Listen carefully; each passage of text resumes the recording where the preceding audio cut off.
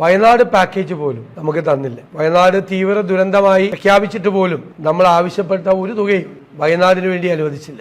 അതുപോലെ തന്നെ വിഴിഞ്ഞം തുറമുഖത്തിന് വേണ്ടിയിട്ടുള്ള സഹായം നമുക്ക് കിട്ടിയിട്ടില്ല. ഓൾ ഇന്ത്യ മെഡിക്കൽ ഇൻസ്റ്റിറ്റ്യൂട്ട് പോലും കിട്ടിയിട്ടില്ല.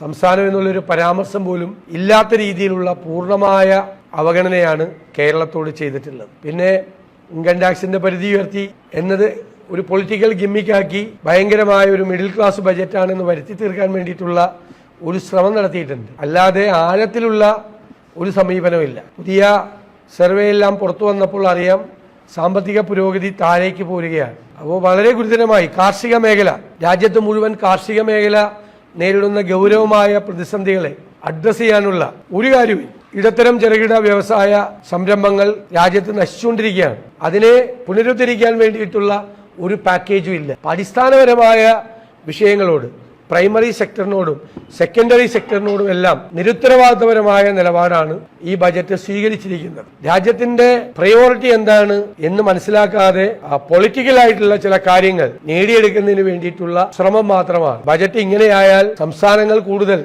ധനപ്രതിസന്ധിയിലേക്ക് പോകുന്ന അവസ്ഥ ഉണ്ടാവും.